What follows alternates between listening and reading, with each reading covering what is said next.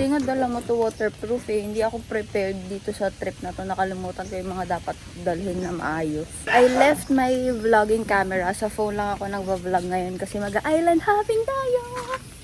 And baka mabasa siya. Dinala na lang namin tong Fujifilm pang picture-picture. Tapos ito, kasi ba waterproof naman to. So ito na lang. It's 7. Eh, ito na tumatap.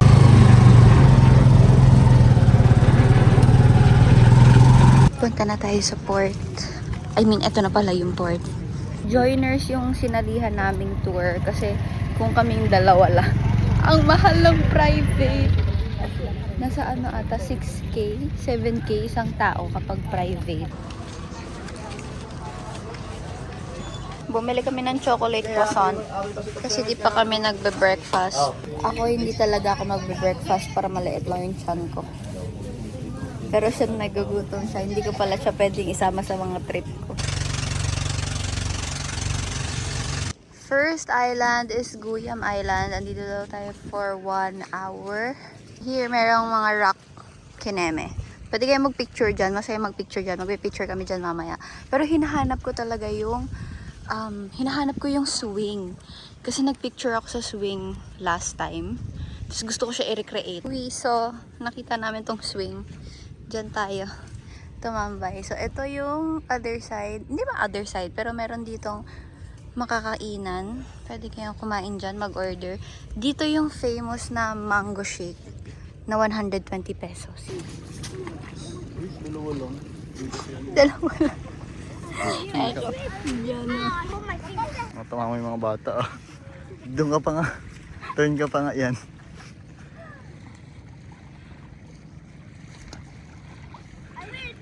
Yung bato na yun, eh!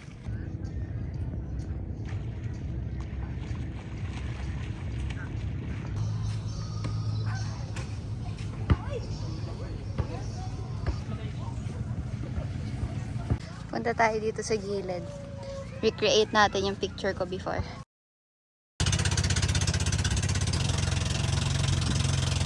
Literal na nasa gitna kami ng karagatan. Kasi merong secret sandbar. Na sandbar yung parang medyo mababaw na part dito sa gitna. Ba't ka masyado lumayo? Baka biglang malalim ha? O ano naman, bakit? Kaya ko naman. Wow! Oh, mami! Next stop is Naked Island, and you know that it's Naked Island kasi wala siyang kahit anong puno, as in naked lang talaga siya. Ang babaw lang pala, akala kong Ito lalim. pala yung magandang angle ng araw.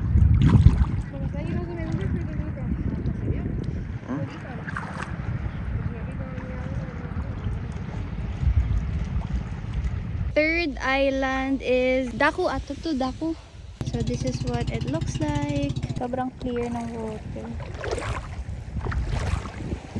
Wala na ako ng energy, nagugutom na ako. Wow, big stretch. Good boy. Ay, mami pala to. Good goal pala siya. Nalolobat na ako. Kuya. Ayan, nakakain na tayo. Green apple, pomelo, iced tea, lemonade. Green. Lemonade. First lemonade is cold. Dito na yung parcel. We're back here. Dito na ulit kami sa port. Tapos na yung tour. Mga alas 3 na. Ligong-ligo na kami. Tsaka inaantok na ako. As in, nalobat talaga ako. Kahit after nung kumain, usually kasi nagkaka-energy ako pagtapos ko kumain. Pero antok na antok ako. Day 2 dinner time. Maghahanap kami ng mga kainan. Nakatulog na naman kami. So, may pupuntahan tayo tonight na kainan kasi magtatanong siya kung magkano yung motor na gusto niyang i-rent. Tapos yung motor na yun kasi hindi nire-rent ng ibang place. Grabe pala, naka-zoom pala yung camera ko. We're here sa Watsons. Buti na lang may Watsons na sila dito. I'm gonna buy... Ito, ang dami kong ganyan sa bahay. Alam niyo ba, nakakainis. Pero di ko nadala kasi nga 100 ml limit. Dito namin naisipan kumain tonight sa Penongs. Yes. Daya kasi may ano eh. Meron silang Penongs. pang-akit. Ano? Sa labas ang rice. Oh, only rice naman kasi talaga. Pero meron ng choices. Ito lang. Yan lang yung mga only rice. The rest, regular na yung rice. So, nakabili ako sa Watsons finally, bumili ako ng sunscreen, shampoo, tsaka panty liner, tsaka Berocca.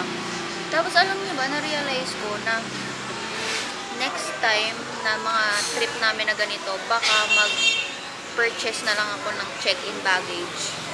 Kasi yung ginastos ko ngayon sa Watsons, gumastos kasi ako sa Watsons ngayon kasi yung mga dala ko mga travel size na maliliit, hindi aabot sa amin. Okay? Parang ngayon pa lang, day 1, full day 1 pa lang namin, paubos na yung shampoo, paubos na yung sunscreen. So, hindi talaga aabot ng maliliit lang na ganun kapag trip na mga ganito katagal. So, iniisip ko next time para madala ko yung mga skincare ko. Kasi puro malalaki. Ang dami kong skincare sa bahay. Puro malalaki. 250 ml ganyan. Kaya di ko nadala. Ganun na lang gagawin ko next time. Mag-check-in baggage na lang ako. Thank you po. Okay, umorder ako ng pork sisig. Inisang ampalaya. Tsaka ito yung in-order niya for Andy Rice. Yung inasal. Chicken inasal. Let's eat! Sarap.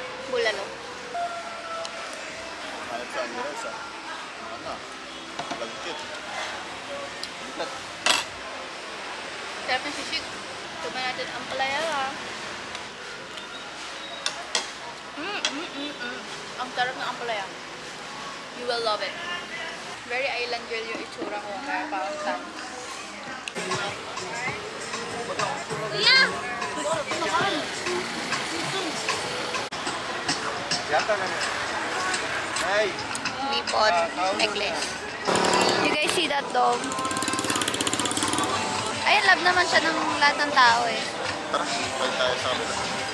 Naglalakad-lakad kasi kami, tapos may sumunod sa amin na aso randomly. Tapos, pag umi-stop kami, umi-stop din siya. Kaya, pabalik na kami sa hotel. Baka kasi, sumunod siya sa amin, tapos parang ang heartbreaking naman kung ipapasok namin siya dun sa looban, tapos hindi namin siya makapasukin, di ba, kasi bawal. So, niligaw namin siya. Iniwasan namin siya para hindi na siya sumunod sa amin. Ayun na, may bago na siyang human. Wala, inaaway siya ng ibang dog. Eto na siya ulit, nakita kami. Nakasunod siya. Hello. Ano pangalan niya? Si Swiper. Ano? Swiper na Swiper. Bye-bye. Kailangan na naman namin siyang takasan. Hello? Hi! You're so cute. Sobrang furry niya. Dito tayo, Be.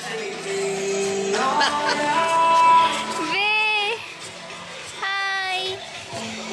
Bye-bye. Ay, bye-bye. Dito ka